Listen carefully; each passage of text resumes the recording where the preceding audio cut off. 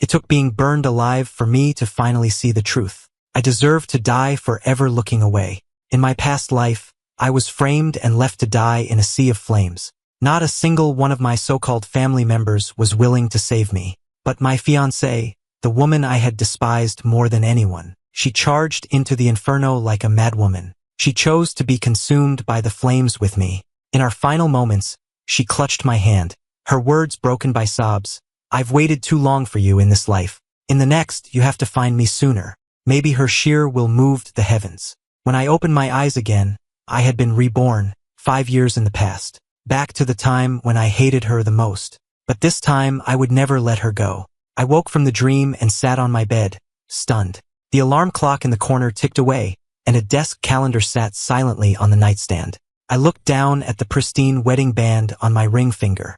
I squeezed my eyes shut. I was really back 5 years in the past. The all-consuming fire and the soft touch of her hand before I died felt so real.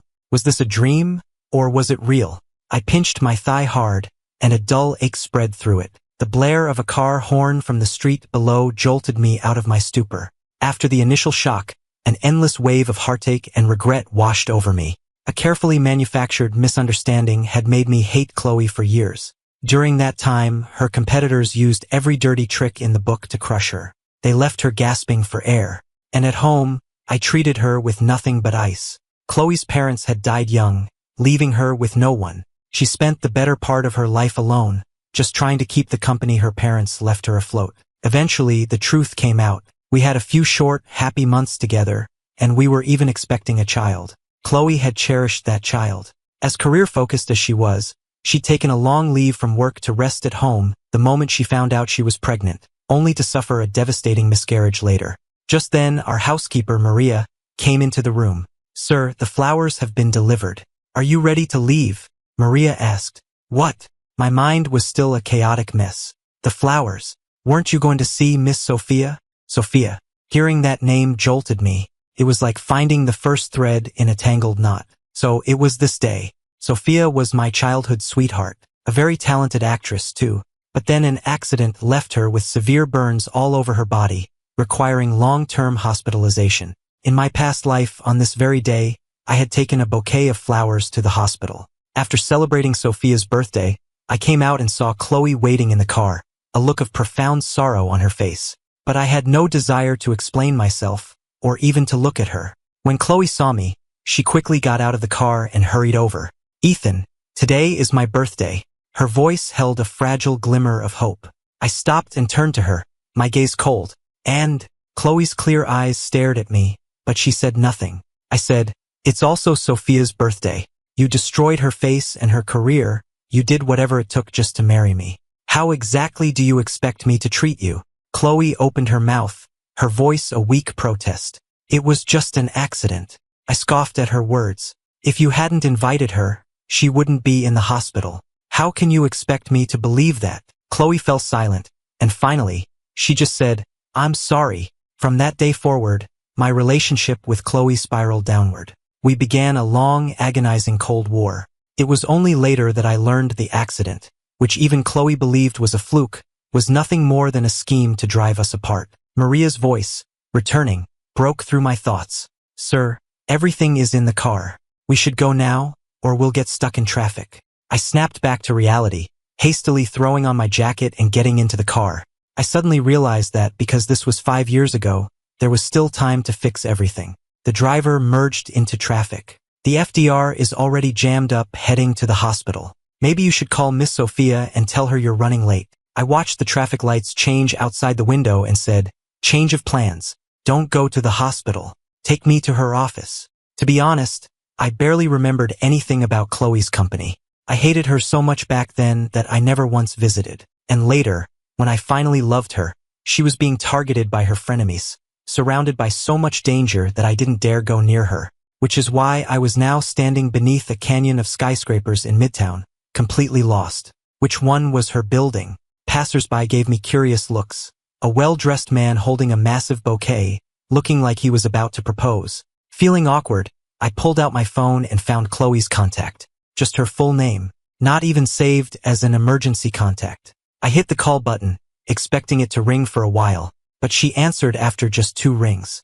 Her cool, professional voice came through the phone. Yes. Hearing her voice again, my eyes suddenly burned, and my own voice caught in my throat. Chloe, where's your office? I can't find it. It sounded like Chloe was in a meeting. She paused for a moment, then I heard her say, meeting's over. Then she spoke to me. Stay on the sidewalk. I'm coming down now. A few minutes later, Chloe emerged from the building.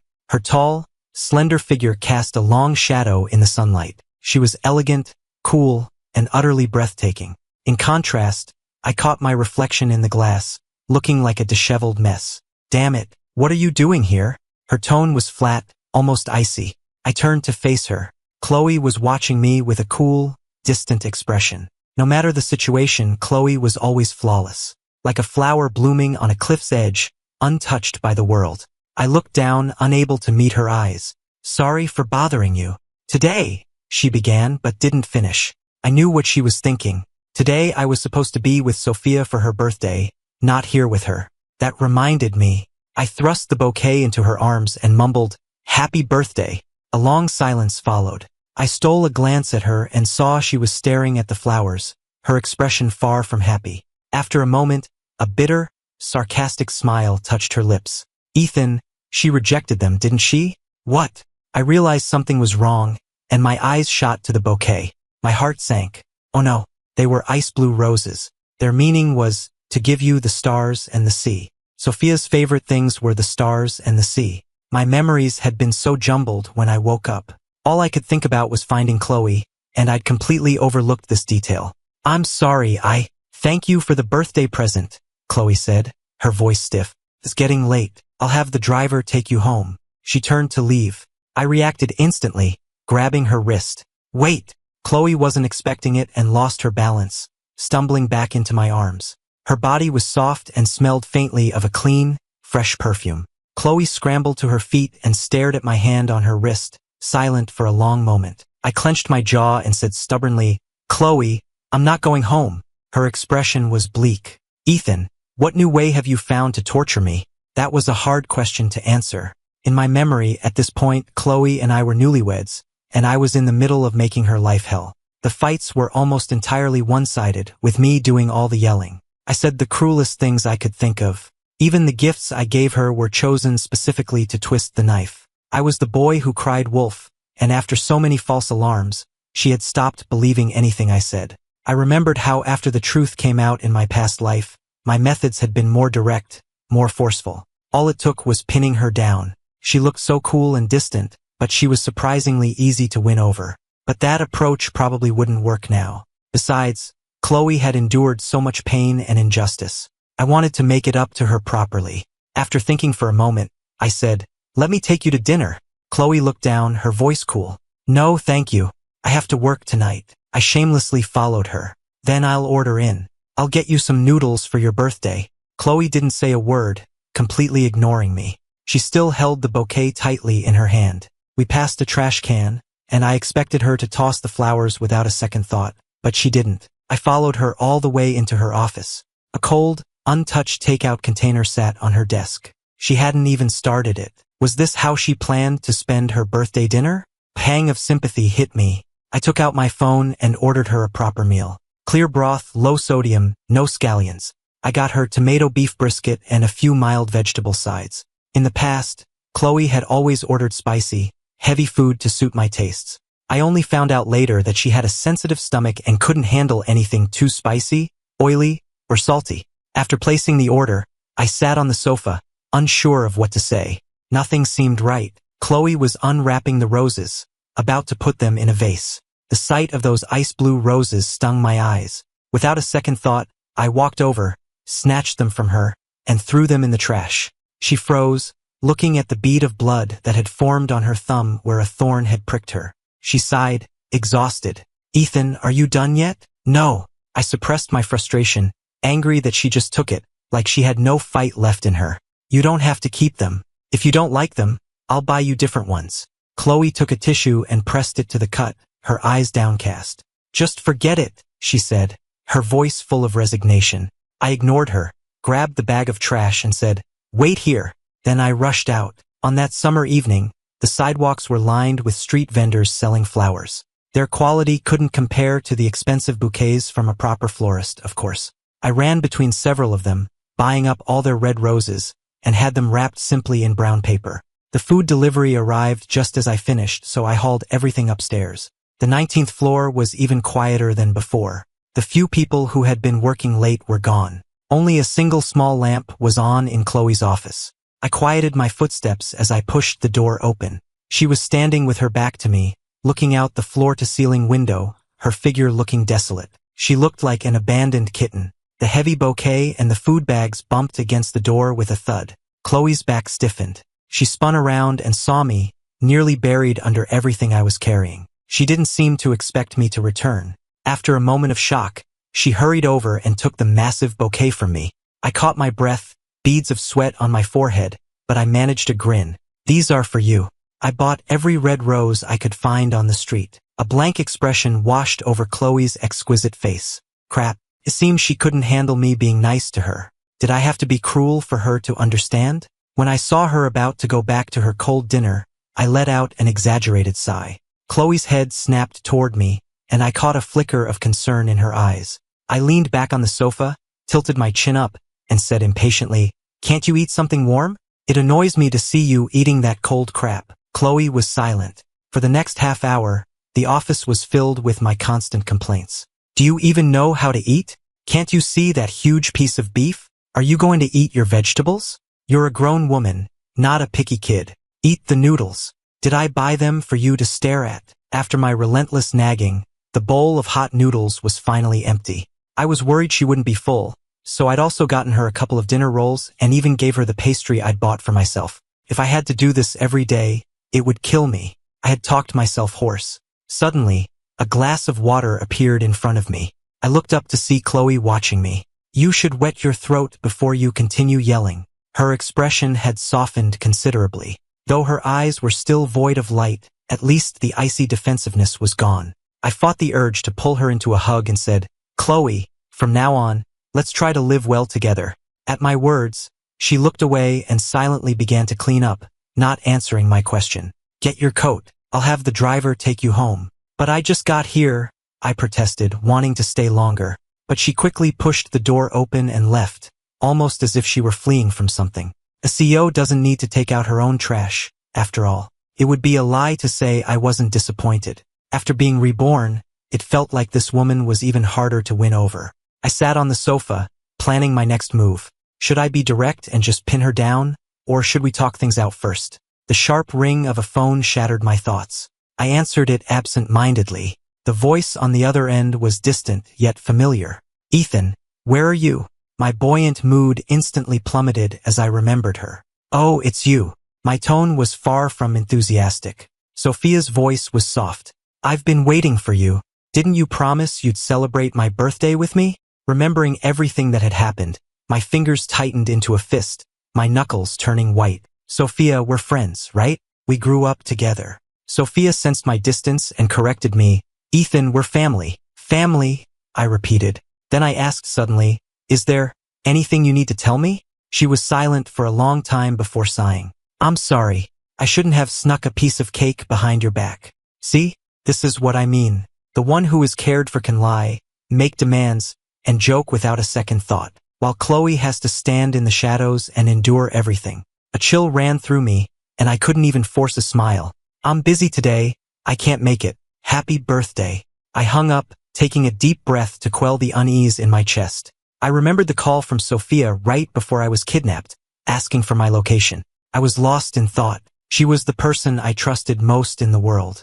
But what if, from the very beginning, the explosion was an inside job? I looked up and saw Chloe standing in the doorway, her face obscured by shadows, her expression unreadable. I hesitated before asking, "Did you hear all of that?" "Yes. Let's go," she said, her voice eerily calm, as if she were suppressing a storm of emotion. "The car is downstairs." I opened my mouth, but I had no idea how to explain what was going to happen. She'd think I was insane. I followed her out the door, a wave of guilt washing over me. "Chloe." Her steps slowed for a fraction of a second, but she didn't turn around. "That was Sophia on the phone," I said, the words rushing out. I did promise to celebrate her birthday yesterday, but I'm different today. I'm from the future. Chloe stopped dead in her tracks and turned, her beautiful eyes frosted over.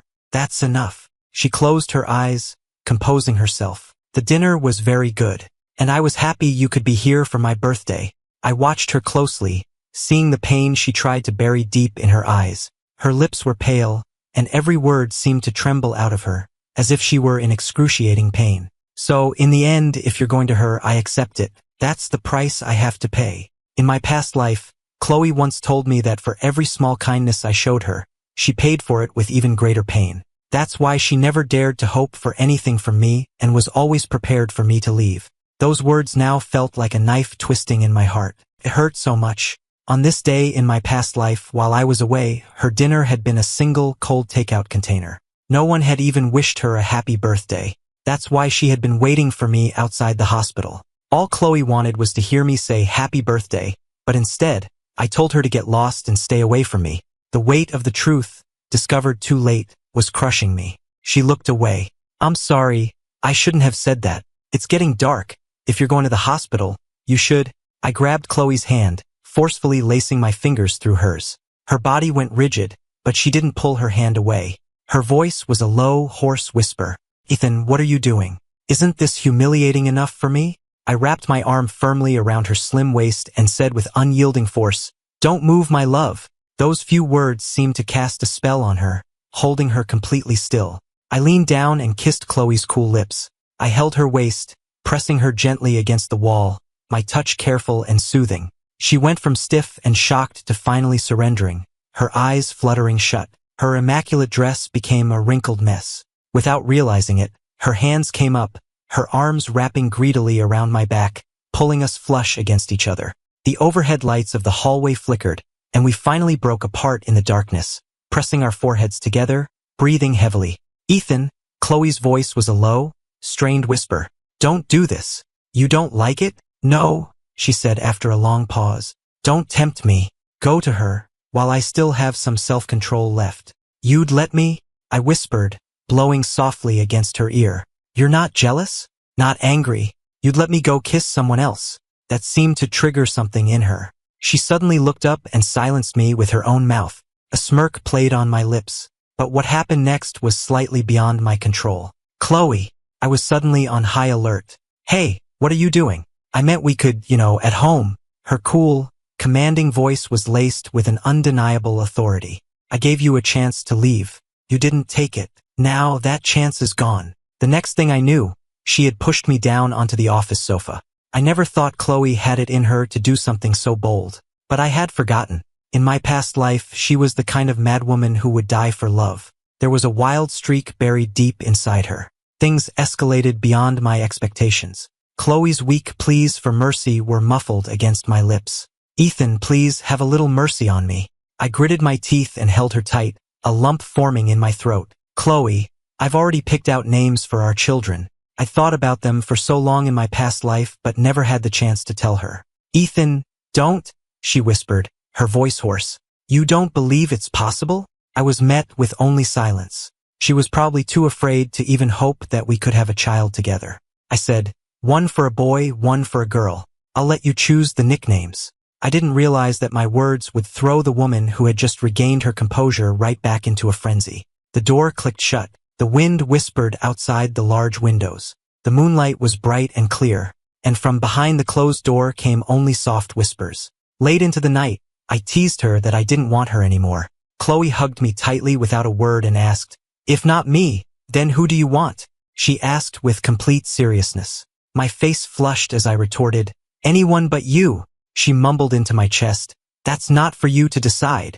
That night, my dreams were a tangled mess of Chloe and the all-consuming fire from my past life. I was lying in a pool of my own blood, explosives strapped to my chest. Chloe rushed through the flames and held me, her body trembling. I could see she was crying, and I could only weakly lift a hand to push her away. Go! Chloe, I said, go. Don't touch me. I'm begging you. The sound of crying shattered the dream. The warmth of her touch vanished instantly. I fell back into darkness and my eyes snapped open, my cheeks wet with tears. It was a dream. When I came to, I realized I had pushed Chloe to the very edge of the bed. From the look on her face, I had been talking in my sleep. She handed me a tissue but kept her distance, sitting on the far side of the bed. Her fingers carefully avoided touching mine. My heart sank. She had misunderstood. Chloe, I began. I was just dreaming. She was listening intently. I was in the fire with a bomb strapped to me, and you were about to die with me. That's why I was yelling. Don't get the wrong idea. A brief spark of understanding lit up Chloe's eyes before they went dim again, returning to a lifeless calm. Okay, I believe you. With that, she tucked the blanket around me, picked up her pillow, and started to leave the room. Chloe, I called out to her back. You're lying. She didn't say anything. Fine, go then. I sat there on the bed, feeling no desire to explain further. No wonder people say youth makes you stubborn. This 5 years younger Chloe was so much more rigid, not as endearing as she would become. After a long silence, the mattress dipped behind me. Chloe sighed. Go to sleep. Hold me. She obediently settled into my arms. The night was still long, but I stared into the endless darkness, all sleepiness gone. Since my rebirth, too much information was swirling in my mind. The man who kidnapped me had a history with Chloe. He was a businessman whose company she had driven to bankruptcy. The accident that had happened to Sophia was actually a plot by my uncle Marcus to drive Chloe and me apart. These were all things I had learned in the final year of my past life. My movements were always kept private, yet I was still abducted. How did they know where to find me? The only possibility was the phone call from Sophia. And just before the end, Chloe had said, "Thanks, Sophia. Without her, I never would have found you." I was too close to see it then. But looking back now, what role did Sophia, my first love, the person I trusted for over a decade, really play in all of this? After a sleepless night, I woke up feeling groggy.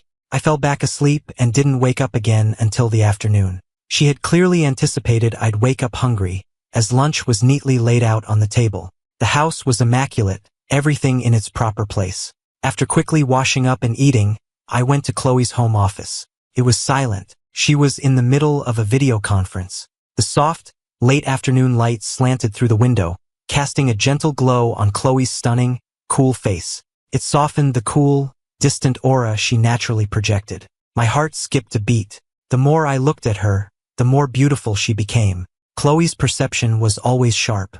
The moment I opened the door, her eyes flicked up to meet mine. She saw what I was wearing and froze for a second. I gave a small, awkward cough and sat down across from her.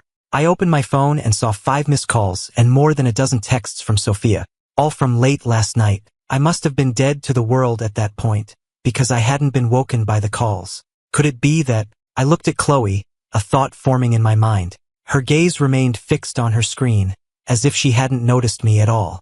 Keep pretending. I crossed my legs and started swinging my foot right in her peripheral vision. Chloe's voice faltered mid-sentence. After a brief pause, she said, "That will be all for today." And with that, she ended the call. She leaned back in her executive chair, her brow furrowed slightly.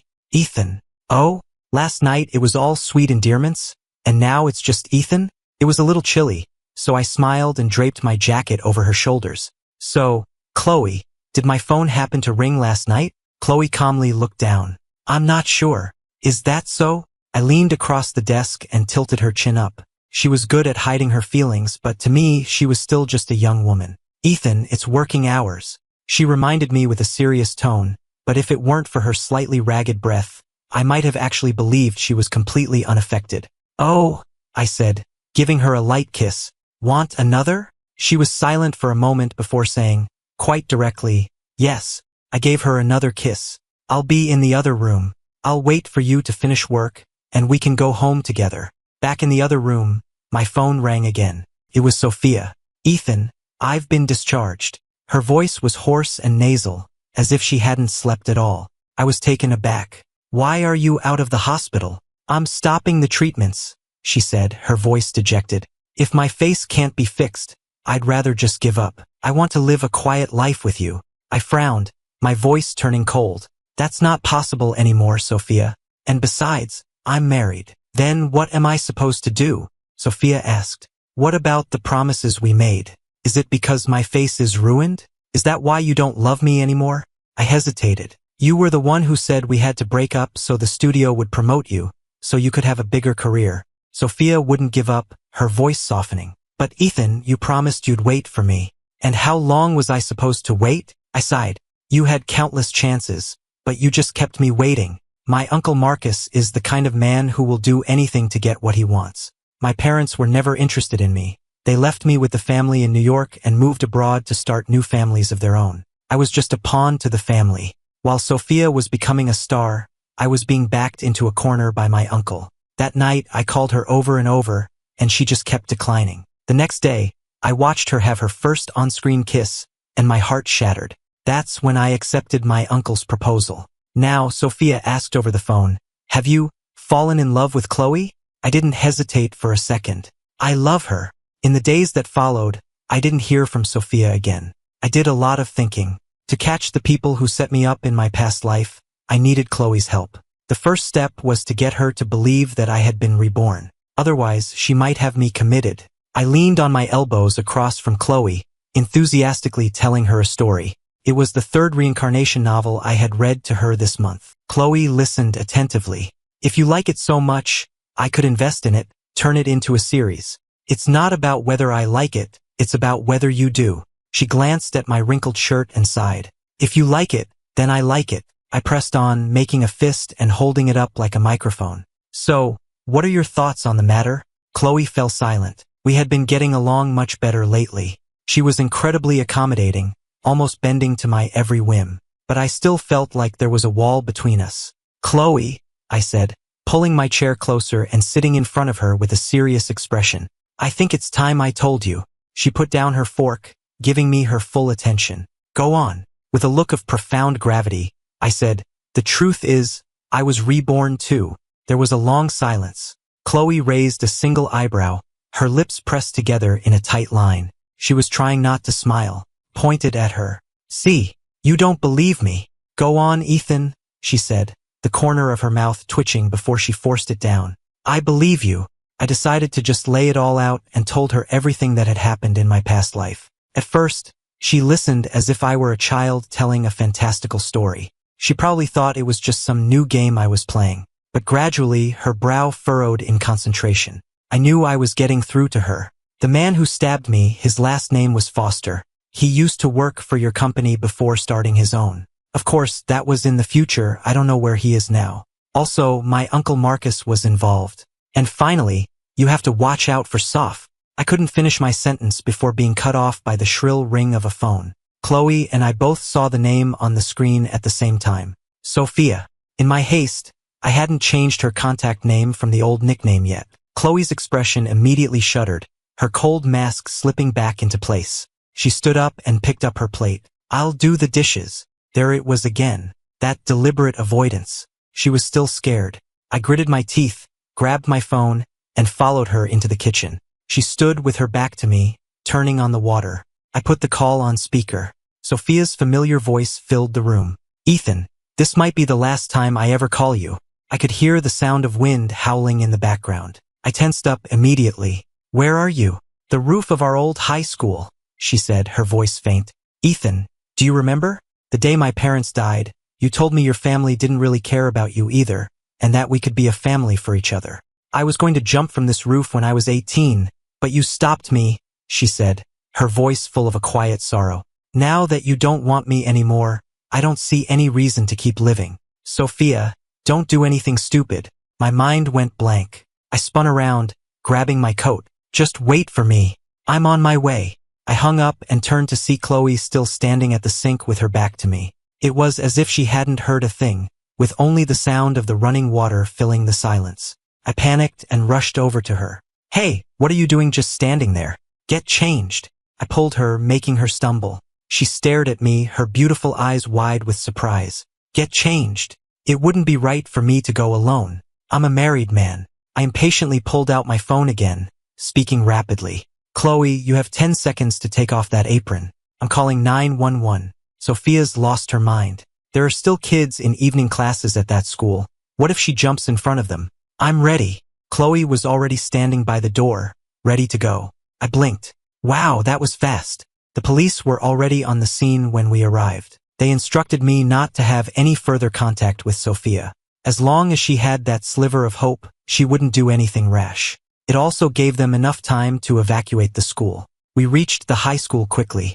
The wind on the roof was fierce, but it did little to cut the summer heat. The campus below was eerily silent. The police kept a safe distance, about 15 feet from where Sophia was. An officer pulled me onto the roof. "Mr. Hayes, she insists on seeing you.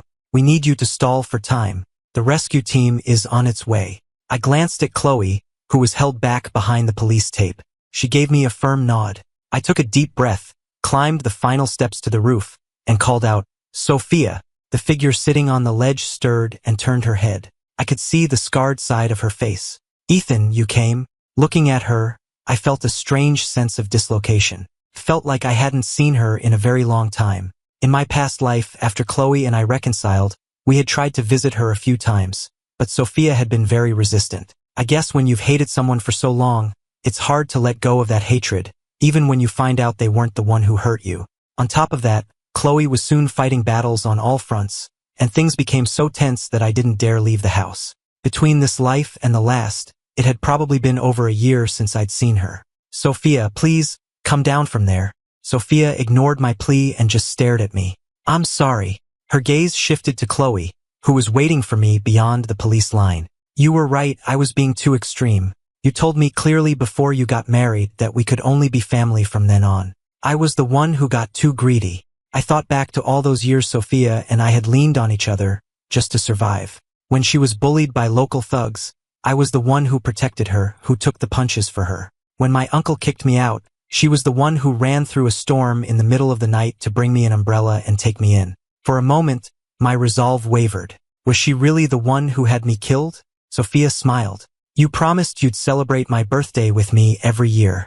Sing happy birthday to me, and I'll come down." "Okay, I'll sing." The wind seemed to die down as the simple melody of the birthday song drifted across the rooftop. But as I sang, all I could think was that I hadn't sung it for Chloe on her birthday. I'd have to make it up to her when I got home. When the song was over, Sophia stood up on the ledge, facing me. "Thank you. I haven't heard you sing that in so many years. It was beautiful. I want to ask you one more question," she said, her voice soft. "Ask. Do you still love me?" I was silent for a long time before I finally answered, "You're my family. You have been from the moment you first stepped on that stage." Sophia's dark eyes looked out over the crowd, as if she were meeting Chloe's gaze. The wind on the roof was making me cold. "Let's go home, okay?" I said. Sophia looked back at me and smiled faintly. "I love you, Ethan." And with that, she spread her arms and fell backward into the endless night. In that moment, time seemed to freeze. The blood froze in my veins. A second later, I lunged for the edge. "Sophia!" But I caught nothing but air. I stared blankly at the dark ground below, my mind completely empty. I thought I heard a dull thud, and my legs gave out, sending me to my knees. Sophia was dead just like that? Had I been wrong about her all along? People are perceptive. I had known her for so many years. Sophia must have sensed my growing distance and chose to end her life because of it. Did that mean I was the one who killed her? I sat there, frozen, my body shaking uncontrollably. Suddenly, a pair of warm hands wrapped around my waist from behind.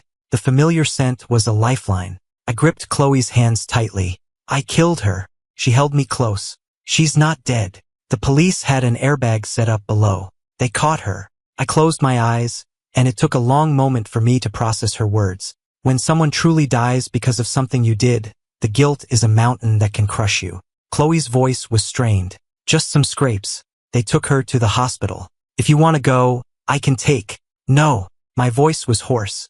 "I want to stay with you." "Okay." We went back to the car. Outside, the police were starting to clear the scene. Someone would be by to escort us to the hospital soon. Sophia had no family to call. I was exhausted. I turned to Chloe and said, "There was one last thing I didn't get to tell you before. I suspect Sophia was involved in what happened to me." Chloe took a deep breath. "Ethan, what if she wasn't? If she's innocent, will you choose her or me?" It was only when she asked that question that I could finally, truly breathe a sigh of relief. For so long, Chloe had assumed she would never be the one who was chosen. But the man I was now would choose her every single time. I looked at Chloe seriously. "You remember when Sophia was just starting her career, right?" "Yes. We hadn't even met yet. By then, Sophia and I had already broken up. If I had to define my feelings for Sophia, they were complicated. We had survived a chaotic youth together and entered a harsh world side by side. Compared to all that, the romantic part of our relationship was minuscule. I counted it out on my fingers for her. She debuted, started acting, got more and more famous. By the time you and I got married, she and I had already been broken up for over a year. I admit, I hated you at first.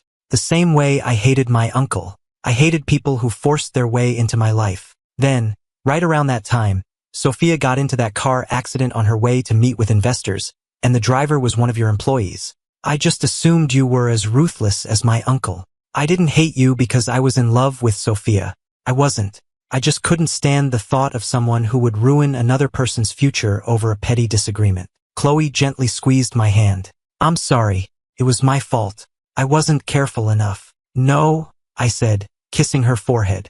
I told you it was my uncle's fault, not yours. If anyone dares to blame you, I'll fight them. She was quiet for a moment, then said, Thank you. For what? It's the first time anyone has ever taken my side. Her words sent another pang of guilt through me. Few people in our circle ever talked about Chloe's family. She really didn't have anyone to protect her. Chloe looked at me earnestly. Can you tell me how you started to fall for me? The night was dark, but I could see the hope shining in her eyes. I began slowly. One night, you came home drunk and tripped over a little scarf I was knitting for our dog. You then spent half the night sitting cross-legged on the floor, trying to figure out how to knit it yourself. I told you to go to bed, but you said the puppy would be cold in the winter without its scarf. And I thought that someone who could worry about a little dog being cold probably wasn't cruel enough to destroy another person's life. There was another part one didn't tell her. That night, Chloe had talked in her sleep. She'd said, Ethan, I'm cold too. I happened to hear her when I got up for a glass of water. My heart softened. I realized she was just as lonely as I was. All alone with no one to love her. Chloe listened, fascinated. We're going to have a dog? Yeah. 3 years from now, on my birthday, you'll give me one. You'll say you're too busy and never home, so you got him to keep me company. I chuckled, counting on my fingers. Come to think of it, he's probably some old dog somewhere right now, waiting to be reincarnated. Our dog was so smart, he learned everything instantly. I swear he must have skipped the river of forgetfulness. I stopped mid-sentence. Chloe looked at me, puzzled. What is it? I grabbed her hand, my mind racing. Sophia, she's like me. Like you how? On the roof, I said, turning to her, my brow furrowed. Right before Sophia jumped, she said she hadn't heard me sing happy birthday to her in many years. But I celebrated her birthday with her last year. Chloe narrowed her eyes, and understanding dawned on her face. You're saying that in your past life, for several years, you didn't? Yes. The blood rushed to my head. I felt a prickling sense of dread. If, as she said, she'd been waiting many years for me to sing her that song, then there's only one explanation. Chloe and I looked at each other, and I saw the same dawning horror in her eyes that I felt in mine. Let's go to the hospital. Half an hour later, a doctor told us that someone had already picked Sophia up. When we pressed for more information, they cited patient confidentiality and refused to tell us more. Under these circumstances, it was hard to believe Sophia wasn't involved. On the way home, I couldn't stop thinking about one thing. Do you think she jumped on purpose? Chloe's gaze was distant. Usually, if the building isn't too high, the police will set up an airbag. If it were me, I'd be 100% certain I could jump without getting killed. I watched her profile thoughtfully. Oh, so what do you think her motive was? She scoffed lightly. To win your sympathy, so you'd take her side. That was the first time in 2 lifetimes I had ever heard such a jealous remark from Chloe. I pursed my lips and nodded seriously. Yes, you seem to have a good grasp of the situation, she replied drily. It takes one to know one. I didn't call her out on it, just stared out the window at the passing city lights, lost in thought. By telling Chloe who to watch out for 5 years ahead of time, things shouldn't get any worse than they did before. The memory of her rushing into the fire without a second thought to hold me made my heart ache all over again. How could I not have fallen for her? When someone is good to you, you notice. After several hours on the road, it was late by the time we got home. Maria had already gone home for the night. The living room was dark. Just as Chloe reached for the light switch, I lunged, pushing her down onto the sofa. Chloe's clothes were in disarray. What are you doing? She asked, her voice hoarse. Chloe, I whispered, my lips close to her ear. I love you. Her breath hitched. Get off me. Her command was flustered, almost desperate. I blinked in surprise. "Don't tell me you. Don't say it," she said, covering my eyes with her hand. "And don't look." My world went dark. I could feel my eyelashes brushing against her warm palm. Who knew 3 little words could have such a devastating effect? Completely shattered her composure. I grinned. "I love you. I love you. I love you." The teasing words were like a feather, tickling her defenses. Tickling until a spark became a wildfire. I could feel her heart starting to race beneath my hand. I softened my voice. "My love, I love you." The next thing I knew, her lips were on mine. She was more passionate than I had ever seen her, trapping me, her affection an undeniable force. Her hands traced the side of my face and my neck as if I were a precious treasure. Her touch was intoxicating. I chuckled. "Hey, have you thought of any nicknames for our kids yet?" Chloe, overcome with emotion, held me close and whispered, "Ethan, I'm yours." After my shower, my eyelids felt heavy. As I held her, my hands roamed freely, taking every advantage. She was like a gentle kitten, seemingly incapable of anger. "Ethan, I was so tired my voice was thick with sleep. "Right after we got married, you promised to take me to a movie. But you canceled the next day, said you had a stomachache and went to the hospital. Were you going to see her?" For me, that felt like a lifetime ago. I thought back. It had nothing to do with Sophia. The day before, I'd gotten food poisoning from a bad piece of cake. I went to the hospital, got an 4 and some medication, and went straight home to bed. But from Chloe's tone, something was off. My sleepiness vanished instantly. I sat up. After a moment of surprise, Chloe said, "I'm sorry. Don't apologize. I'm not angry," I said, sitting up cross-legged. "I'm just curious. Why would you think I went to see Sophia?" Logically, with her resources, she could have easily found out my whereabouts and known that I was practically half dead on an 4 drip in a hospital bed. But she hadn't checked. After a short silence, Chloe confessed, "I could see Sophia's Facebook posts, but she never posts anything on Facebook." Our eyes met, and we both saw the same confusion in each other's eyes. Chloe took out her phone and handed it to me. I eagerly tapped on Sophia's profile. The moment I saw her feed, my mind went blank. August 9th. Ethan said he'd celebrate my birthday with me today. Thank you, my love. August 1st. Got to taste Ethan's home cooking. Tastes just like it used to.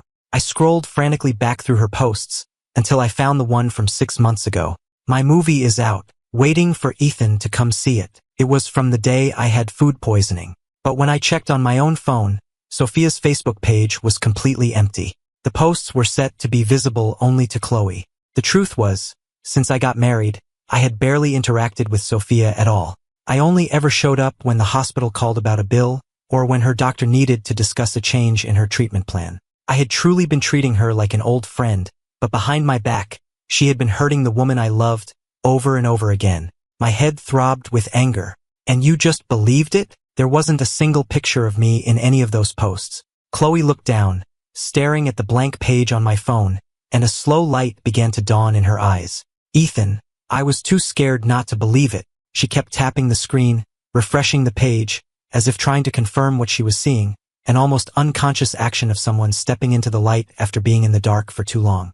I was afraid that if I had someone look into it, I'd find out you really were at the movies with her. If that was the truth, I would have rather not known. I was both angry and heartbroken. You could have just asked me. I stopped mid-sentence. Of course, she didn't dare to ask. Back then, I would have just lashed out at her with cruel words. The answer I would have given her probably wouldn't have been any better than what she was already thinking. I was wrong. I pulled my poor, heartbroken wife into my arms, my own eyes stinging. I'm so sorry. I'll never lose my temper with you again. She let out a small, soft laugh. I could never be angry with you. Just, please don't ever say you don't want me again. That night, the last wall between us finally crumbled. I swear, sometimes I think Chloe has a masochistic streak. It's like she feels uncomfortable if I'm not yelling at her. One morning in early fall, I lost it again. Chloe, are you trying to work yourself to death? Do you want me to have a most dedicated employee plaque made for your tombstone? Over the phone, Chloe's usually smooth voice was thick and raspy, slightly nasal. She tried to laugh it off. I can handle it. She had spiked a high fever late last night, her skin burning to the touch. I called our family doctor, who prescribed some medicine to bring the fever down. I had to half coax, half force her to take it, and then I gave her a sponge bath to cool her down. Her fever finally broke just before dawn. I left a note for Maria with instructions for a light breakfast for Chloe to eat when she woke up. But when I woke up at 10, she was already gone, off to work. Haunted by what happened in my past life, I was extra paranoid about her safety. After a quick breakfast, I grabbed the soup Maria had made and rushed to her office.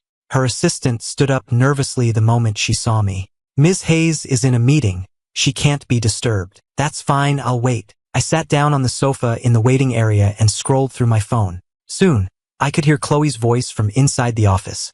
Her tone was sharper and colder than I had ever heard it. "I gave you a chance. You're the one who didn't take it. Ms. Hayes, you're deliberately setting me up to fail." Chloe let out a soft, cold laugh. "And this is completely unreasonable. I'm a businesswoman. I'm only interested in results. I don't waste time on reason." I listened intently, resting my chin in my hand, while her poor assistant looked like she was about to have a heart attack. The door was flung open and an enraged, middle-aged man stormed out. As he left, his eyes met mine for a second, and I froze. It was Foster, the man who had stabbed me in my past life. Had Chloe already started making her move? 5 years ahead of schedule. She really was a woman of action. The assistant, sweating bullets, announced loudly, "Ms. Hayes, your husband is here." I snapped out of it, picked up the food container, and walked in. Chloe was sitting by the window, her white blouse immaculate. She smiled at me gently. I was planning on coming home for lunch. I set the container down on her desk with a thud and sat across from her. "That man who just left. He's the one I told you about. The one who stabbed me." A layer of ice formed in Chloe's beautiful eyes. "Leave it to me," she said simply, before turning her attention to the food. The timing was perfect. The soup was still warm. She had such impeccable manners. Even the way she ate was elegant. Noticing that I was still staring at her, Chloe paused. "Do you want some?" "Yes." As she stared at me, stunned, I leaned in and stole a kiss. I tasted the soup from her lips. She blushed and shot me a playful, scolding look. After all our years of entanglement across 2 lifetimes, it was only now that we were finally acting like a couple in the throes of new love. Time flew by, and soon it was deep into autumn. Sophia seemed to have vanished from my life. Her phone number was disconnected, and she had cut off all means of contact. Sometimes, seeing high school students getting out of class would remind me of the old days.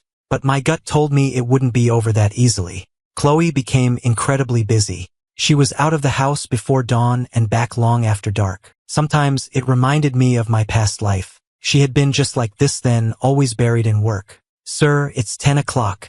You should get some rest," Maria said. I was sitting cross-legged on the floor, surrounded by shopping bags. "I'll wait a little longer." I realized I hadn't seen her in a week. Tonight, I just felt like waiting up for her. The weather was getting colder, so I had gone to the mall and bought Chloe a new winter wardrobe, a camel-colored plaid scarf, a wool coat, and a pair of fluffy, slightly childish matching gloves that I knew she'd love. As I was putting the new coat in her closet, I heard a phone vibrating in the pocket. I pulled it out. It was an email notification. I took a picture of it and sent it to her with a teasing message. "My love, what's this? A secret phone I don't know about." She was used to my strange sense of humor by now and replied, "It's my work phone. I forgot it. Can you open it for me and see what it is?" I chuckled as I opened the email.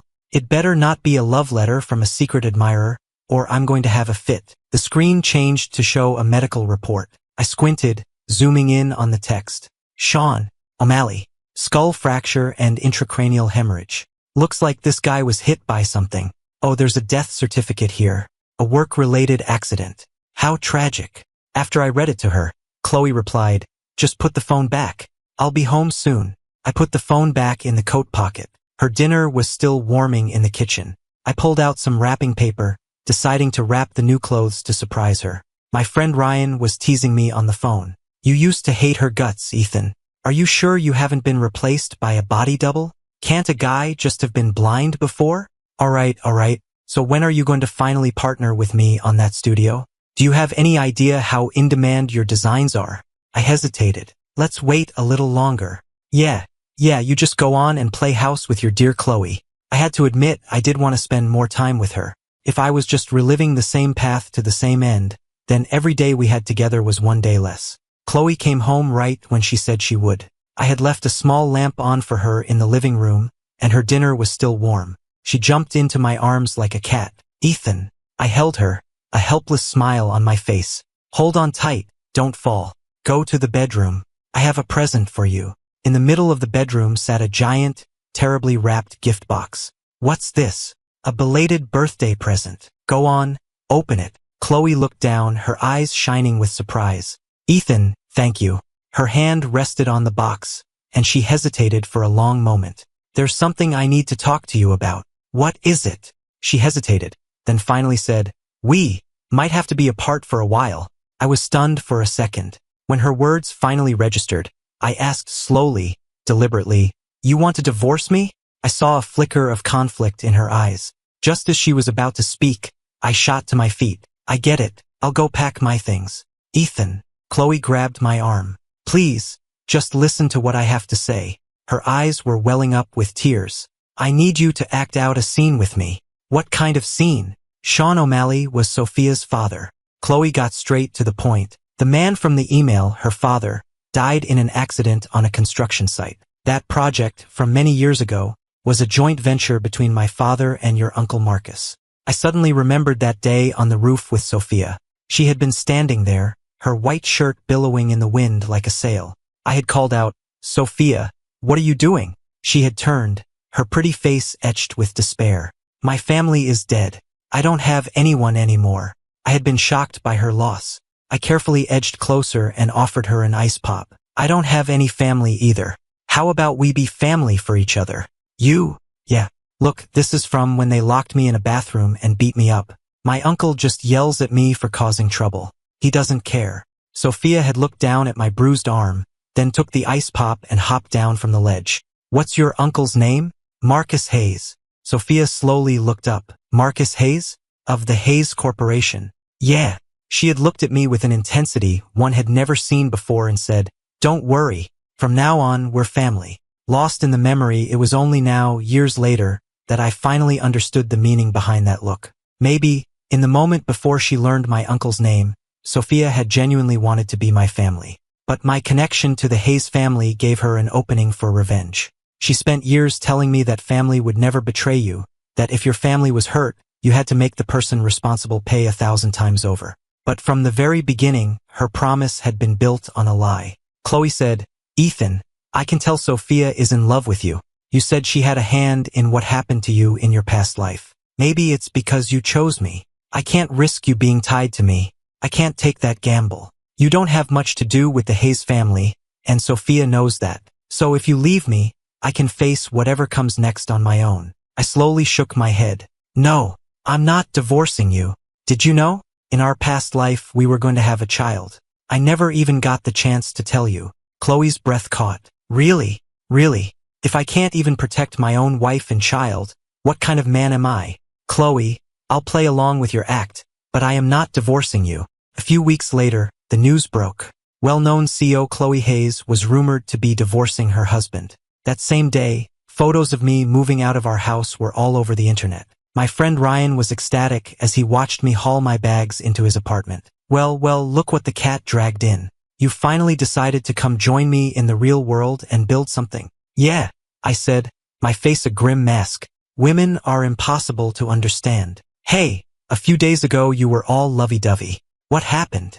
Seeing the gossipy glint in his eyes, I said sullenly, she put jam on my bedsheets. That's it. We got divorced. So what are you going to do now? Live on my own. On the third day, I got a call from my Uncle Marcus. Ethan, why don't you come by the house tomorrow night? I held the phone to my ear and forced a laugh. Well, Uncle Marcus, to what do I owe the pleasure? Well, now that you're divorced, the family can't just let you suffer out there on your own. We're having a party. It'll be a good chance to help you find someone new. You seem to be well informed. So, are you coming or not? I'll be there. After I hung up, Ryan looked at me with concern. I thought you cut ties with your parents. What does their family business have to do with you? Blood is thicker than water. Even if I stay away, some people will always be looking to cause me harm. That night, dressed in my best suit, I walked through the doors of the Hayes family mansion. The ballroom was a glittering sea of champagne glasses and conversation. The moment I entered, all eyes turned to me, and a wave of whispers followed. So that's the younger Hayes' son? He doesn't seem like much. Well, with his parents out of the picture, what do you expect? Maybe you should have your daughter give it a shot. Marrying into the Hayes family could save her a decade of hard work. Get lost. I moved through the crowd, and as I rounded a corner, I heard a familiar voice. It's been a while. I followed the sound and saw Chloe, holding a glass of wine, surrounded by a crowd, laughing and talking. She was always the center of attention. Now that news of her divorce was out, she was swarmed by businessmen, all vying for her attention. She must be thrilled.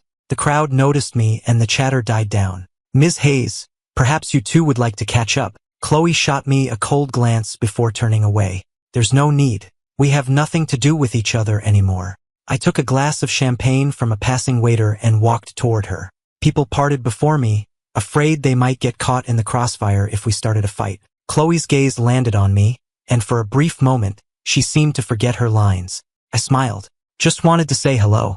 I hope you don't mind, Ms. Hayes. She finally snapped out of it, her eyes lingering on me for a moment too long before she said, Not at all. I put down my glass, turned away, and pushed open the doors to the terrace for some fresh air. But someone was already there. Someone I knew. Sophia. She was leaning against the railing, the scarred side of her face hidden in the shadows, leaving only the unblemished half visible. Ethan. Long time no see. I stopped.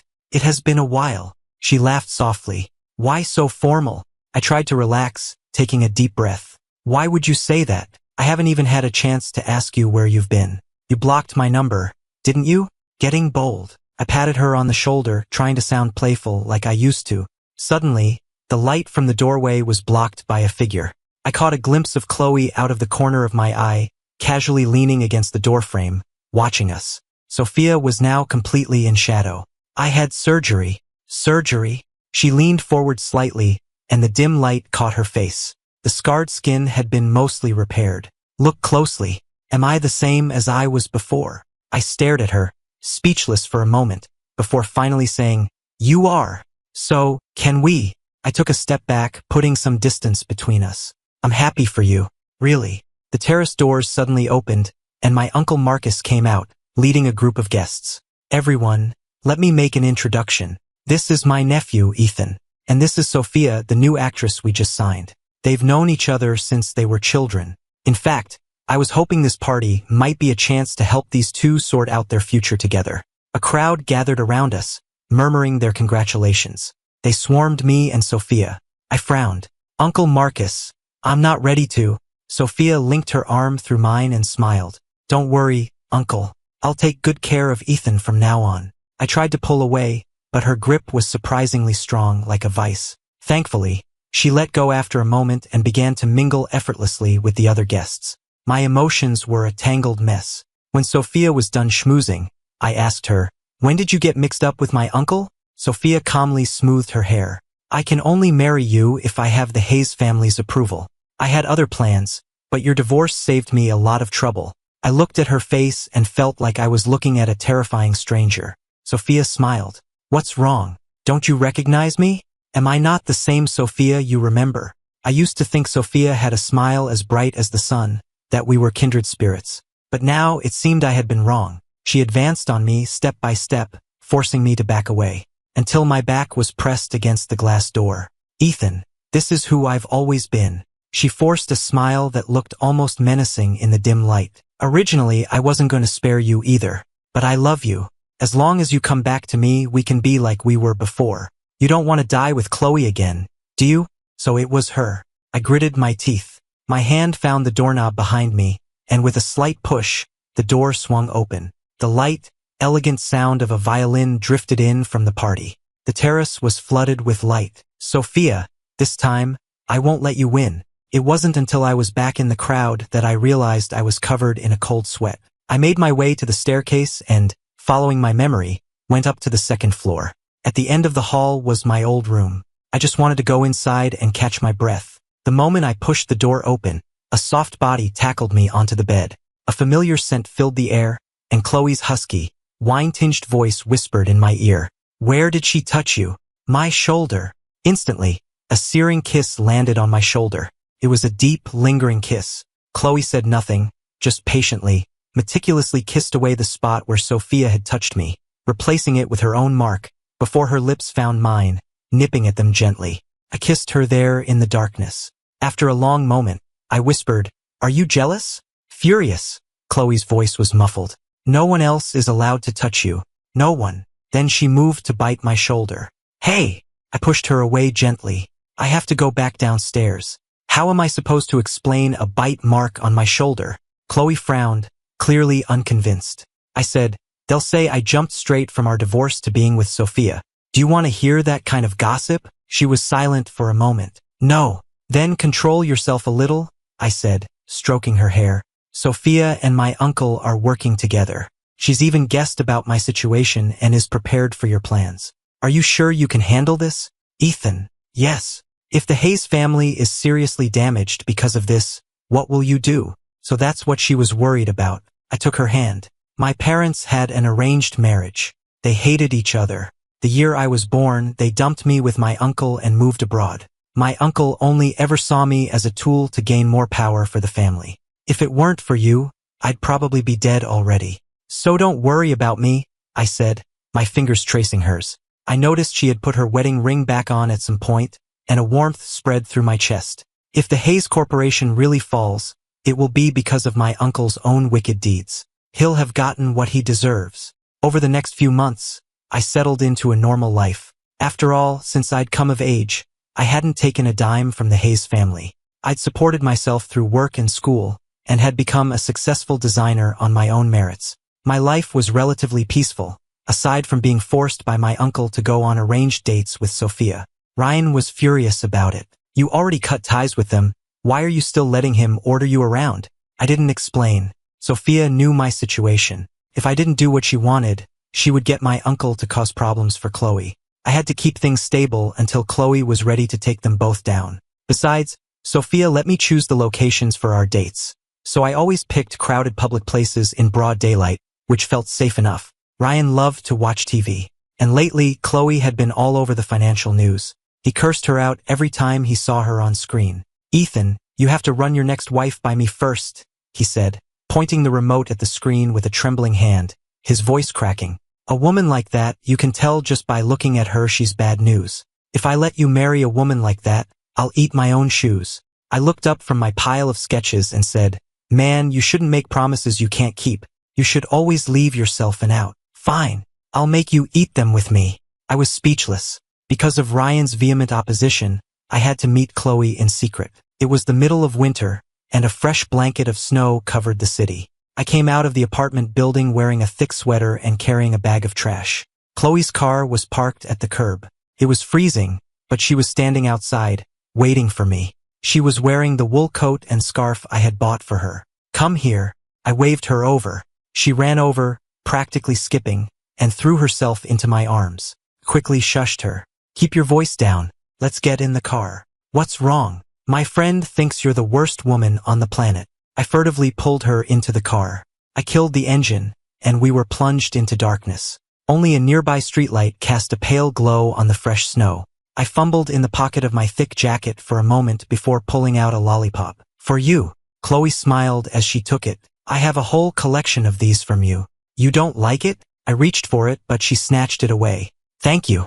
I love it." We didn't really have much in common, but we could talk for hours. I leaned against her, smiling. "My friend said if I ever remarried a woman like you, he'd what?" The words were too crude, so I just glossed over it. "Anyway, he'd do something disgusting." I sighed. "I can already picture him beating me to a pulp." Chloe laughed and took my hand in hers. "Maybe you should find someone else then." "Chloe," I nudged her. "Don't say things like that." She looked down, her fingers tightening around mine. Her fingers were long and perfect, but a little cold. I don't know what was wrong with me lately, but I kept having nightmares. In every one, Chloe would tell me to go on and live a good life without her. "Ethan, I'm just saying if," she paused, "if one day, we were suddenly separated." I cut her off before she could finish. "We're not going to be separated." I kissed her hair and sighed. "Never. We're never going to be apart." The next morning, I emerged from my room with dark circles under my eyes. Ryan was in the kitchen, a breakfast sandwich in his mouth. "I saw you get into a fancy car last night." I said nothing. He rolled his eyes. So, you went crawling back to your ex, and she humiliated you again, I bet. You have no shame. It's not like that. She's a good. Stop, he said, cleaning out his ear. If I hear you say one more good thing about her, I'm kicking you out. I gave up and took a sip of my coffee. I stared at my friend, my cheeks puffed out. He said, swallow. Did that woman steal your brain? You forgot how to eat. I spit out my coffee. I sprayed it all over the table. Before he could start yelling at me, I was already at the door, pulling on my coat. He wiped the coffee from his face, cursing. What the hell is wrong with? My face was pale. Chloe's pregnant. So what? What does her being pregnant have to? Ryan stopped short, his voice cracking. It's yours. It's mine. He fell silent, then muttered, oh, hell. A few minutes later, we were both in a cab. When Chloe came to see me yesterday, she hadn't looked well, and she hadn't wanted the lollipop. It was my fault for not noticing. It was her first pregnancy. She wouldn't know the signs, but I had. She was definitely pregnant. Just then, my phone rang. It was Sophia. Ethan, where are you? I had completely forgotten about my date with her today. Sorry, something urgent came up. Where are you? Send me the address. Ryan, knowing how I felt about her, snatched the phone from my hand and turned it off. It was better this way. Safer. I sighed. Please keep this a secret. I don't want the Hayes family to find out. After a moment, he asked, so you're just going to let her have the baby? Yes. All right, you're divorced. She'll probably just find a new father for the kid. Shut up. The news was on the radio in the cab. We both listened for a moment, then fell silent. The Hayes family was in trouble. The news had broken this morning. It was about a major safety incident on a construction site from years ago. As their partners on the project, Chloe's family company was also implicated. Ryan looked at me with concern. I shook my head. It's fine. I hadn't expected Chloe to move so quickly. A string of other scandals about the Hayes family followed, each one another straw on the camel's back. It was only a matter of time before it all came crashing down. I thought about my past life, about how my uncle had been the mastermind who convinced Foster to set that bomb. The anxiety I had been carrying for so long began to ease, just a little. This time it was 5 years earlier. Chloe's company was stronger than ever, and my uncle's empire hadn't grown to its monstrous former size. Things wouldn't end the same way this time, right? The traffic was light, and the driver was smooth. Halfway there, my eyelids started to feel heavy. I decided to lean against Ryan and rest my eyes for a bit. Wake me when we get there. I passed out before I even heard his reply. After what felt like a long time, a voice called to me from far away. Ethan, wake the hell up. The harsh screech of metal on metal jolted me awake. My limbs felt like lead. I slowly opened my eyes and saw concrete pillars and Ryan tied to one of them. A gust of wind brought the acrid smell of industrial grease and damp earth. I dazedly scrambled to my feet. Ryan was kicking his legs futilely, the ropes creaking behind him. Oh, thank God, you're awake. Hurry up and untie me. Realizing we were in a strange place and had been tied up, I rushed over and squatted down, examining the thick rope binding him. A wave of familiar dread washed over me. I looked up, scanning our surroundings, and a cold sweat broke out on my skin. This was the abandoned factory where I had died in my past life. The knot was too tight to untie. I'd have to try and saw through it. The grating sound of the rope against the concrete echoed through the building. Ryan was cursing. They dared to kidnap me? They must have a death wish. After working at the rope for what felt like ages, it was barely frayed. He slumped against the pillar, exhausted. Ethan, just stop. They tied me up, not you. That means they're after my family. You should go. Run, call the police. I gave him a bitter smile. I'm sorry, Ryan. I think I'm the one who dragged you into this. What do you mean? Before I could explain, Sophia's voice came from behind us. Your friend is certainly loud. Ryan tried to look, but I quickly covered his eyes. I turned to face Sophia. He doesn't know anything. Let him go. Ryan couldn't hold it in. Listen here, you bitch. My last name is Connolly. You know, the Connollys? If my father finds out you kidnapped me, you are going to be in a world of hurt. Sophia's face darkened when she heard that. I said, you heard him. This is between us. There's no need to drag his family into it. Ryan's father was a senator, and his brother was a cop. He'd grown up fearless. If anything happened to him, no one was walking out of here alive. Sophia tossed me a box cutter. Cut him loose, but you don't move. Otherwise, none of us are walking out of here alive. I quickly grabbed it and sawed through the ropes binding Ryan. Don't look back. Just go home. Ryan frowned and whispered, this isn't a trick, is it? The moment I'm out, I'm calling the cops. Good, I whispered back, but I have a feeling they're past the point of being afraid of the police. Remembering the explosion from my past life, I gave my friend a shove. At least one of us could get out. He squeezed my shoulder. Ethan, hang on. I'll get help. And with that, he ran off without a backward glance. In the empty, cavernous space, it was just me and Sophia. She took my arm and pulled me to the window. Let's see who's come to join the party. Down below, a slender figure was being held at gunpoint by my Uncle Marcus. I recognized Chloe immediately, and my heart seized. Sophia laughed softly. By the time the police get here, all they'll find is Chloe's body. And your uncle won't be getting away either. My heart was pounding, my fingertips ice-cold and trembling. But the more I showed I cared about her, the more danger she would be in. I closed my eyes. We're divorced. Whatever happens to her has nothing to do with me. Is that so? Sophia said, her gaze cold as she looked down below. Uncle Marcus, shoot her in the leg. A gunshot rang out. The sound echoed through the factory. Blood was spreading across the fabric on Chloe's thigh. She collapsed onto one knee, her pale face turned up toward us. Sophia, I'm here. Let him go. Sophia ignored her and turned to me. Ethan, are you happy now? I was frozen, unable to speak. Uncle Marcus, the other. I grabbed her arm, my voice trembling. Don't. I'm begging you. Sophia's smile vanished, her knuckles white as she clenched her fists. She shot a defiant look down at Chloe, then tilted my chin up and kissed me. I tried to pull away, but she whispered, do you want Chloe to die? I froze. Sophia pressed her lips against mine, a cruel, grinding kiss. Nausea churned in my stomach. Do it, Sophia commanded coldly. Another shot rang out from below. My mind went blank, and I scrambled to the window. Chloe, the image I had dreaded, of her lying in a pool of blood, wasn't what I saw. It was my uncle. He was on the ground, a bullet wound in his back. Chloe's left hand was bleeding. In the distance, a SWAT team was swarming the building, surrounding us in seconds. Sophia's expression changed. She grabbed a gun, pointed it at me, and dragged me back behind a concrete pillar. Outside, I could hear the police shouting at her through a megaphone. She hadn't expected them to get here so fast. Sophia handcuffed me to a pipe, hiding us in a blind spot from the snipers outside. She yelled, I have a bomb. Let Chloe come in and see me, or I'll take him with me. Sophia, calm down. I am calm. In your last life, you were willing to die with Chloe. Why not with me? Sophia's voice grew more and more agitated. I could have fixed everything. Why did you have to come back too? Give me back the real Ethan. Sophia. A clear, familiar voice came from just a few feet away. I'm here.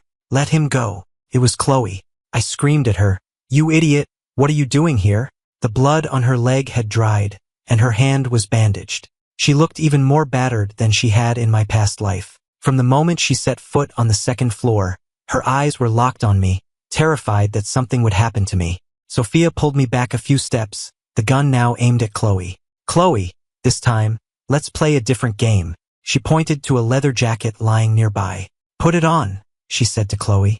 I knew that jacket all too well. No, don't put it on. I screamed, my voice cracking. You can't.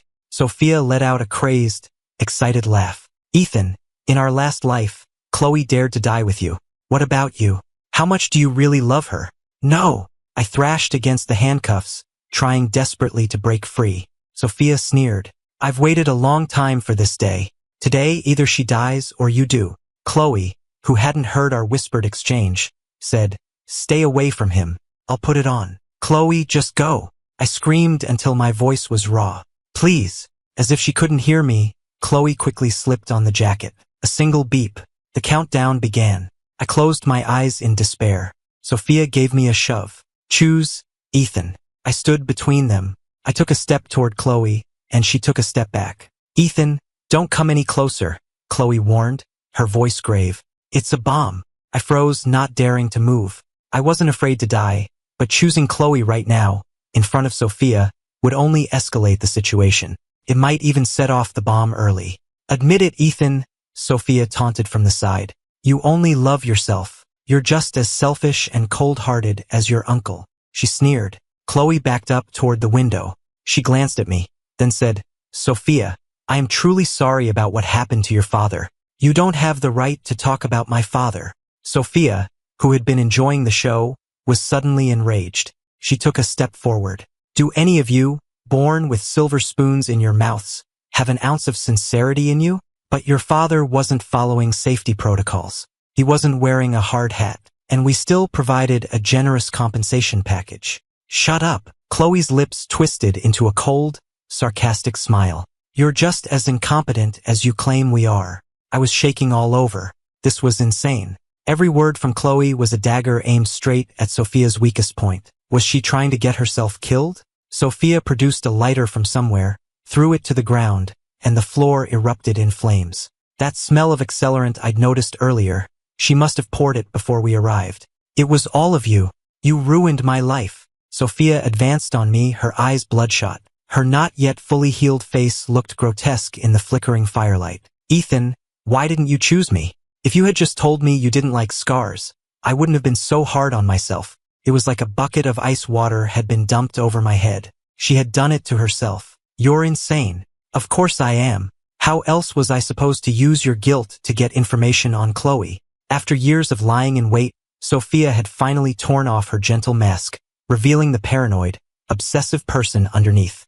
Her laugh was a harsh, grating sound, like a broken accordion. "Ethan, if you had chosen me, it wouldn't have ended like this. You have only yourself to blame for how things turned out. Now you can come to hell with me." She pulled out a remote detonator. Without thinking, I grabbed the gun from the floor and fired at the handcuffs. I spun around and lunged for Sophia, grabbing for the detonator. "Ethan!" Chloe screamed my name, and in the next instant, there was a deafening bang. Along with the sound of shattering glass, my hearing went dead. A high-pitched ringing filled my ears. The tinnitus was a sharp needle piercing my brain. I saw Chloe's bloodless face in front of me, her mouth moving, but I couldn't hear the words. I felt like I'd been blown to pieces. My whole body was numb, devoid of strength. But dying with her, I wasn't afraid at all. Was I not afraid? Then why was I crying? The deafness was fleeting. The next second, a cacophony of shouts exploded in my ears like a bomb. "Suspect down. Body located on the second floor of the abandoned factory. Team 1 reporting the explosive device is intact. Hostages are secure. No other explosives found on site. The fire is spreading fast. All units, evacuate the hostages immediately." As I was being helped out, I looked back and saw Sophia lying on the floor, her lifeless eyes staring in my direction. Dead. The cold air cleared the smoke from my lungs. Sirens wailed all around us. The flashing red and blue lights painted the falling dusk. Ryan's cursing voice sounded like a heavenly choir. "It's the 21st century for crying out loud. We have laws. Who the hell still uses bombs? These psychos need to be locked up for life, or better yet, get the death penalty. Just one bullet, bam. Hey, they got them all. Don't let any of them get away. All right, Connolly, go check on your friend. We'll handle the rest." A voice, probably his brother's, said. Ryan spotted me kneeling in the snow and yelled, "Ethan, get up. Go check on your wife and kid." Chloe, who was nearby having the bomb vest carefully removed by the police, blushed to the tips of her ears. I walked straight to her. The moment the vest was off, I scooped her up into my arms and, without a word, carried her toward the car. "Hey, who do you think you are? You can't just..." One of the officers started to protest. The car door slammed shut, cut off Ryan's protests. I stared at her, my face grim. Chloe shrank back into the corner of the seat. "Don't look at me like that. You're scaring me." "You were scared? You were scared and you still walked in there? What did you think it was, a game?" I let loose, yelling at her. Tears immediately welled up in Chloe's eyes. That was a bomb. I was so furious I could feel the veins throbbing in my temples. What if Sophia had pushed the button? What then? She closed her eyes and slumped against me. "Oh no, I think I'm going to faint." I was speechless. I took a deep breath, holding it in until my head felt like it would explode. It was only then that I noticed her hands were trembling. "I'm sorry. I shouldn't have yelled." I held her tightly, trying to keep my voice even. Thank God we were both still alive. "Are your wounds bandaged?" she asked. She had been wearing a bulletproof vest, and with my uncle's poor aim, the bullet had only grazed her. I, on the other hand, was covered in cuts and bruises. "Yeah, I don't believe you. Let me see." I didn't know whether to laugh or cry. It's on my upper thigh. She immediately started trying to pull down my pants. We're married. What are you so shy about? Ryan's muffled voice came through the window. What are you two doing in there? He yanked open the car door. Light flooded the car. Chloe was kneeling between my legs, her hands on my belt buckle, which was halfway undone. Ryan stood there, phone in hand, staring at us with a blank expression for a full 3 seconds before slamming the door shut. Yeah, is this the ASPCA? I'd like to report a case of public indecency, I heard him say as he walked away. When Chloe and I renewed our vows, Ryan sat at the head table. He barely touched his food. When we came to his table for a toast, Chloe said with a graceful smile, I've heard Ethan talk so much about you. He once mentioned that if he ever remarried and it was to me, something rather unpleasant might happen. Pinned by her curious gaze, he remembered his grand declaration. If he remarries her, I'll eat my own shoes. He looked at me. I looked at him. We were both speechless. I had only mentioned it in passing. Who knew Chloe had such a good memory? Ryan forced a smile and raised his glass. Well, that's all in the past. I'd like to propose a toast. To the happy couple. May you have a long and happy life together. Chloe smiled sweetly. Thank you. After we moved on, I muttered to her, that was ages ago. Why did you have to bring that up? She laughed. I was curious. Really? Yes. I hesitated for a moment, then a wicked grin spread across my face. Lean in. I'll tell you a secret. I pulled her close and whispered in her ear. Chloe covered her ears, her face flushing as if she'd heard something scandalous. I was laughing so hard my stomach hurt. Can you imagine if he actually did it, and then made me join him? What would people say? We'd never live it down. My happy laughter echoed through the hall. Chloe just watched me, her eyes so full of gentle affection it was breathtaking. After the reception, our guests were free to enjoy the beachside resort. That evening, Chloe changed out of her wedding dress and into some casual clothes, a wide-brimmed sun hat on her head, and ran along the beach like a happy child. You know, she said, you always used to say you wanted to come to the beach with me, but we never did. Before? You mean? Chloe asked, confused. Oh, I mean the you from 5 years in the future, I blurted out. Chloe frowned. She sounds old. Not at all, I said, a reminiscent smile on my face. More sophisticated, I'd say. That night, the moment I walked into our bedroom, I was taken captive. A dangerous presence crept up behind me. With a soft click, I was handcuffed. Chloe's cool voice was laced with desire. Does she know you like I do? I froze, and it suddenly dawned on me why she had been acting so strangely all day. She was jealous. I burst out laughing. Hey, are you? Chloe's eyes were practically smoldering. Ethan, who do you like more? Me or her? Don't talk like that. Are you defending her? Her voice was dripping with jealousy. No, that's not it, I said, almost crying with laughter. Are you going to remember this conversation in 5 years and interrogate me all over again? Chloe paused, then said with perfect seriousness, in principle, yes. Why do I have to suffer because you two are competing with each other? She ignored me, her expression unreadable as she looked at my reflection in the mirror. I'd love for her to see this. I covered my face in embarrassment. Don't say that. Chloe kissed me, a deep, possessive kiss, and whispered, Ethan, you're mine. The night grew late. Moonlight filtered through the curtains, tracing the line of her profile. Chloe was asleep. I gently stroked her cheek, a warmth spreading through my chest. In my past life, I had held Chloe's hand countless times and lamented, if only we had gotten together sooner. For 5 long years, we had lived like two strangers in pain. During those 5 years, I think I must have started to fall for her even then. On the nights she would quietly pull the blanket over me, there were moments I wanted to pull her close and say, let's start over. But what happened to Sophia was a thorn in my side. Every time I felt that flicker of affection I refused to acknowledge, that thorn would dig deeper. It was a constant reminder that Chloe had hurt my family. Maybe because it had been suppressed for so long. When the truth finally came out, all that pent-up affection erupted at once, giving us that brief, intense, romantic honeymoon phase. I had been in love with her for much longer than I ever realized. Ethan, why are you awake? Chloe's voice was still thick with sleep. I cupped her face in my hands and leaned in to give her the softest of kisses. I love you. Beneath my palm, I could feel Chloe's heart begin to race. This woman, she still couldn't handle being teased.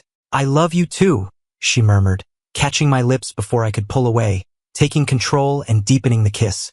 I was caught off guard by her sudden passion. Whoa, what's gotten into you? I just had a dream. Oh, Chloe opened her eyes, and I saw a complex, unreadable emotion in their depths. I dreamed about our past life. I held my breath. Really? Yes, she said, her hands cradling my face as if I were a precious jewel. Ethan, I am so grateful we got a second chance. The night was long, the moon was shy, and the wind was a gentle caress. A warm, sweet scent drifted on the air, and the breeze made the curtains dance, brushing against the wind chimes in the corner. It was the sound of our hearts beating in unison. I was a gentle ocean, holding the moon in my arms, and I whispered, "When did you first fall in love with me? Was it after we got married?" And the moon replied, "No, I've loved you for a long, long time.